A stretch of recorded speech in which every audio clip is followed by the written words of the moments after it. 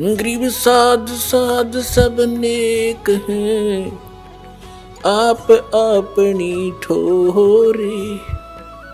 जो सतलोक ले जाएंगे वो साधु कोई और।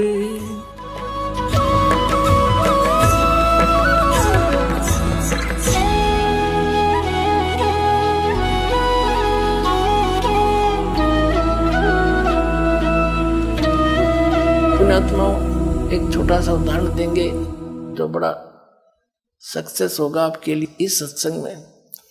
जैसे ये प्राणी जितने भी थे परमात्मा पाने की तरफ में प्रेरणा पाकर के परमात्मा की महिमा सुनाने वाले तो बहुत संत मिल जाते हैं, लेकिन सच्चा मार्गदर्शक ना मिलने से वो प्रयत्न भी व्यर्थ जाता है। गोपीचंद राजा थे, भर्तृहरि राजा थे, प्रेरणा पाकर के घर त्याग दिया, गोरखनाथ का फंस गए, आकाश से गिरे खजूर में टिक गए। अब सोचना आप कितने पुण्यकर्मी प्राणी हो, आप एक सिंपल सोल नहीं हो, आम आत्मा नहीं हो, सामान्य नहीं, बहुत लाडली परमात्मा की आत्मा कबीर साहब की। पर युगों युगों से वो आपके पीछे और आप आगे आगे भाग रहे हो, वो आपके पीछे पड़ रहा है। ऐसे ही एक शेख फरीद नाम का पुण्यकर्मी प्राणी मुसलमान धर्म में जन्मा, बचपन से घर त्याग दिया, परमात्मा प्रेरणा पाके आगे फंस गया एक ऐसे अज्ञानी संत के तपस्वी के। अब जैसा गुरुजी, और वो गुरुजी भी ऐसा तपस्वी, ऐसा सिद्ध पाक रहा था वहां पर। एक बार शेख फरीद, क्योंकि वो तो परमात्मा पाने के लिए घर से निकला था, संत ने उसके गुरुजी ने आश्रम बना रखा था, फक्कड़ फकीर थे वह, और उस आश्रम में 8-7 सेवक रहा करते थे। गुरुजी तपस्वी था, तपस्वी में तामस गणा होता है, क्रोधी गणा था, जरा सी भी कोई गलती कर देता था उसको डंडों से कूटता था, कई दिन सेवा नहीं देता था। अब शेख फरीद वो तो परमात्मा पाने के लिए निकली आत्मा थी, सिर धड़की बाजी ला रखी, गुरु जी का वचन शिरोधारी है, कुछ भी कह दे सो ही होगा। जिस कारण से वो उस संत के हृदय में चढ़ रहा था कि अभी बालक तो ये है, कोई ऐब नहीं, कोई छल कपट नहीं, दिन रात आज्ञा का पालन आज्ञाकारी है। तो जिस कारण से अन्य शिष्यों को ईर्षा होगी, गुरु जी तो इसको ज्यादा महत्व देते हैं।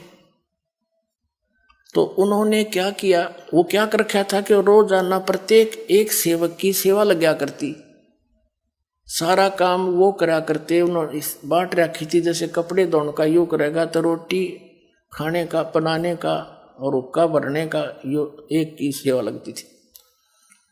और हुक्का पिया करता वो संत, तो क्या करते थे, खाना खाता था, जो खाना खिलाता था वही हुक्का भर के पिलाता था, उनकी सेवा थी। और उस संत ऐसा क्रोधी था, सोने से पहले खाना खाता, खाना खाते ही हुक्का चाहिए उसने 5 मिनट के अंदर अंदर, नहीं तो धरती आसमान एक कर देता उनके लिए। और जो ऐसी किसी समय पर वस्तु नहीं देता था तो उसको कई दिन सेवा से वंचित कर देता था, बोलता नहीं था, बार एक लोग बैठा देता था, जो शकल भी ना दिखाना परे पड़ा रहे।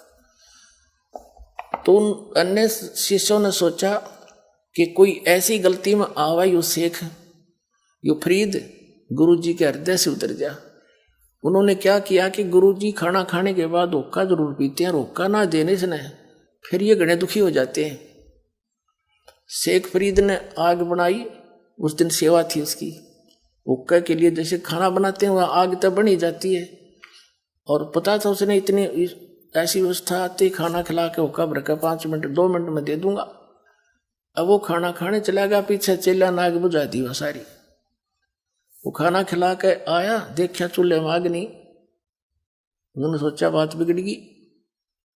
थोड़े से मौसम ऐसा था वर्षा का, तो उसने सोचा ये साथ में गांव है, आधा किलोमीटर की दूरी पर, वहां धुआं उठता दिखा कि जाकर किसी माई से अग्नि ले आता हूँ। वो चलम में हुक्का तमाकू डाल के हाथ में लेकर चल पड़ा पूरी स्पीड तय। वहां जाके उस माई से कहने लगा, माई तमाकू आग देना, अग्नि देना, हुक्का भरना है। वह माई आग सलगावे थी, कभी बुझ जावे थी, फिर मारे थी फूक दुम्मे में, आंखें उसकी लाल हो रही। वो देख कर उसने कहने लगी कि आग में ना मिलती, आंख फोड़वा ले, आंख फोड़ ले, आंख फोड़े तो आग मिले। उसने सोची गुरुजी नाराज ना होने चाहिए, आंख कान के फूकूंगा, आंख में दे के चिमटा और फोड़ दी। माई दूसरी भी फोड़ू, उन्हें देखी तो कर दिया काम इसने। तो वह कह रही थी छो में, गुस्से में, वह डरगी। उस नाथ का चेला बाबा का, अरे तेरी सहायता होगी। वो सारी चलम आग काट दी चूल्हे में, तो बाहर धर ले बाबा जी। और उस आंख ने वहीं गिर के शेख फरीद बांध के कपड़े के अफसर के आंख के कपड़ा है और धर के चलम फटाफट फिर दौड़ दिया स्पीड से। अब उस गुरुदेव ने 5 मिनट बाट देख के इंतजार करी, 6 मिनट करी, 7 मिनट, 8 मिनट, फिर आवाज लगाई रहा शेख फरीद, हुक्का नहीं लाया। अब वो थोड़ी दूरी पे था, उन्हें फिर दूसरी आवाज लगाई रहा, कित बर गया। उसने सुन गई आवाज है, गुरुजी आवाज लगा रहे हैं। कहने लगा आ गया गुरुजी, आ गया गुरुजी। कहने लगा रहा आ गया कि देर कर दी गुरुजी, ऐसे ऐसे आग बुझ गई थी, इस गांव से जाके लाया हूँ। अच्छा रख दे। वो तो हुक्का पीने लगा। कहने लगा आंख का के लाग गया, जैसे जल्दी में होता ना ऐसे ऐसे हो गया, बस कोई खास बात नहीं। अब गुरुजी तो पी कर हो गया। माई ने सोची है तो बात बिगड़ गई। अरे ये गुरुजी इसका न पता लगेगा तो न पता नहीं के शराब दे देगा। वह लेकर वह आंख दरका एक ढक्कन पे और ले आई। महाराज जी आगे रोने लगी, महाराज जी माफ कर दो, मेरे गलती होगी नहीं होगी।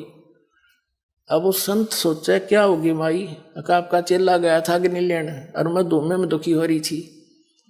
मैंने गुस्से में आकर यूं कहने लगा माई आग दे दे। मैंने कहा आग मेरे से गुस्से में बात निकल गई, स्वाभाविक आग वैसे नहीं मिलती, आंख फुड़वानी पड़े। इसने जब चिमटा दे कर आंख काट दी।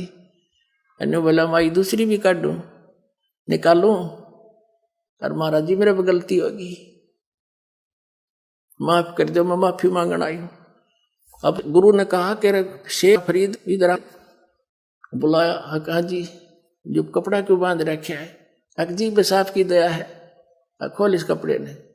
कपड़ा खोल लाता, आंख नो की नो पाई इसकी, लेकिन थोड़ी छोटी होगी।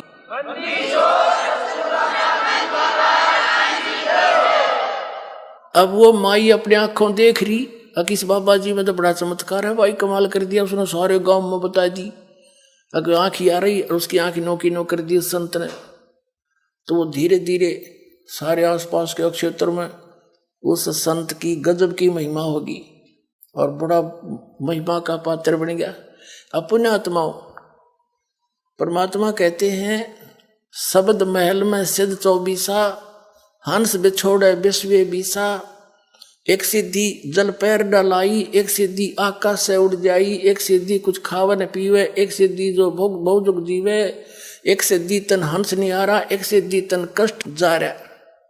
ये सिद्धियां हैं कुछ, और ये किसी विशेष साधना तपस्या से एकादि सिद्धि मिल जाती है और वो परमात्मा की ही होती है, उसी से हम भिखारी बनकर यही प्राप्त कर लेते हैं। एक सिद्धि होती है जो कष्ट का शरीर का कष्ट निवारण कर देती है। जैसे कई झाड़े लवाते हैं, उनके झाड़ों से आराम हो जाता है, तो वो झाड़े ला सके हैं। अगले जन्म में बन गया गधा, बताओ झाड़े का कैसा रल गया।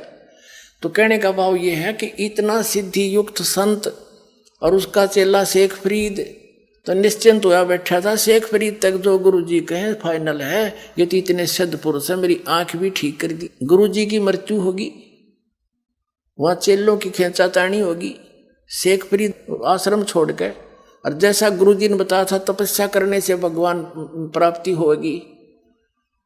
पहले तो वैसे तपस्या करी, फिर सोचा भाई भगवान पाना है, निकले इसीलिए हैं।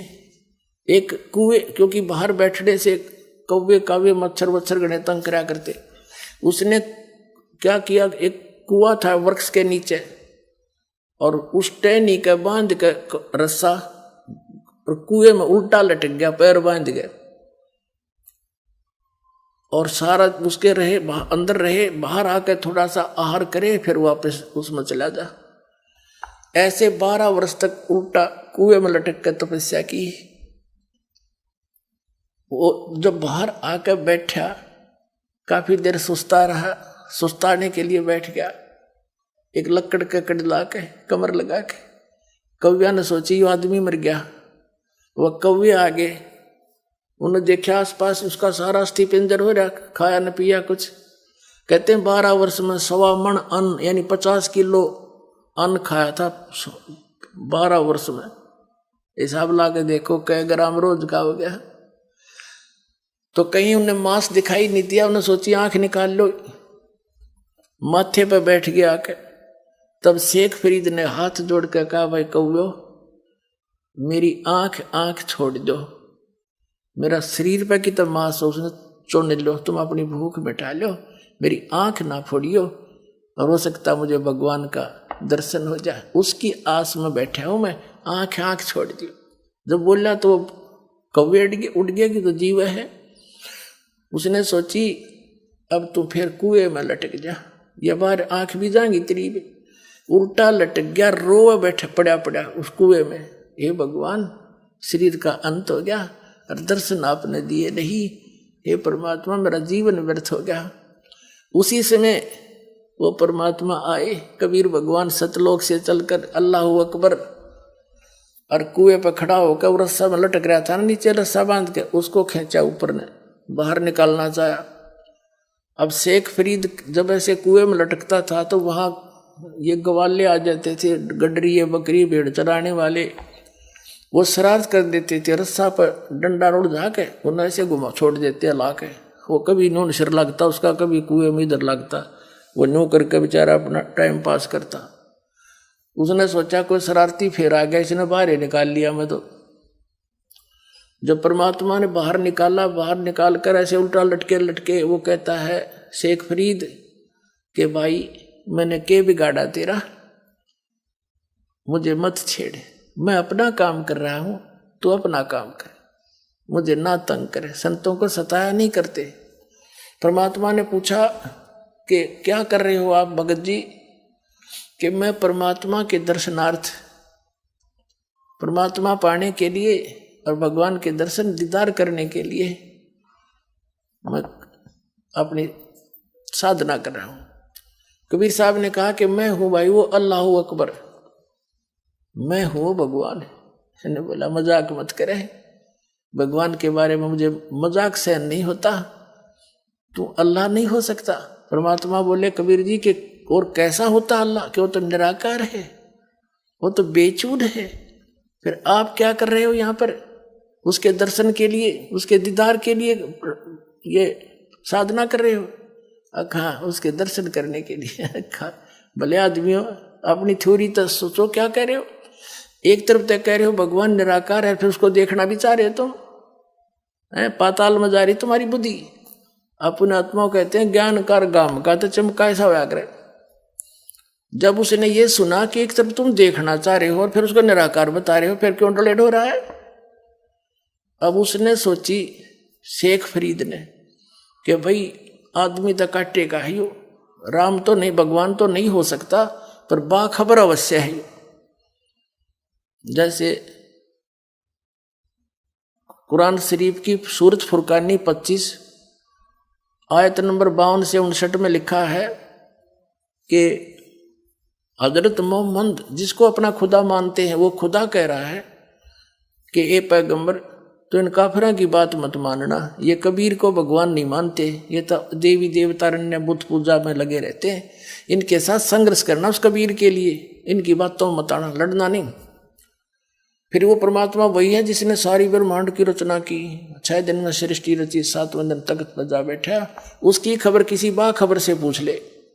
एक तो इसे हो गया कि कुरान शरीफ का ज्ञानदाता भी उस परमात्मा के पाने और उस परमात्मा से अपरिचित है, किसी बाखबर यानी तत्वदर्शी संत को खोजने की ही कही है। ऐसे गीता अध्याय नंबर 4 के श्लोक नंबर 34 में कहा कि अर्जुन तू उन तत्वदर्शी संतों की खोज कर और उनको दंडोत प्रणाम करने से, नम्र होकर प्रसन्न करने से वो तत्वदर्शी संत तुझे उस परमात्मा, उस तत्व ज्ञान का उपदेश करेंगे। तो गीता ज्ञानदाता भी उस तत्व ब्रह्म से अपरिचित है, उस तत्व ज्ञान से अपरिचित है। तो उसके यह बात समझ में आ गई कि संत पक्का है, ये तो सही आदमी टकरा गया, चरण पकड़ दिए नो के नो और कहा मुझे मार्ग बता दे, कैसे मिला भगवान। परमात्मा बोले तेरा यकीन हो या ना हो, वो परमात्मा तो मैं हूं, लेकिन मेरे दर्शन से मोक्ष नहीं होगा, मैं जो साधना बताऊंगा उससे तेरी मुक्ति होगी। और तब तू वहां जाएगा जहां जाने के बाद फिर कभी लौट कर संसार में नहीं आते, सदा सुखी होगा। तब उसको धीरे धीरे कोई आहार कराया। फिर परमात्मा ने कहा भूखा मेरे भगवान नहीं मिलता, इस शरीर से क्यों दुश्मनी कर रखी है तुमने, गलत साधना गलत संत टकरा के। तब परमेश्वर कबीर जी ने वो परमात्मा मिले, उनको नाम दिया और जब शेख फरीद का कल्याण हुआ। पुण्यात्माओं, आज आपको वही साधना सहज में मिल गई और समझा है तो सिर दर पाओ और बहुर नहीं रहे सादा। बोलो सतगुरुदेव।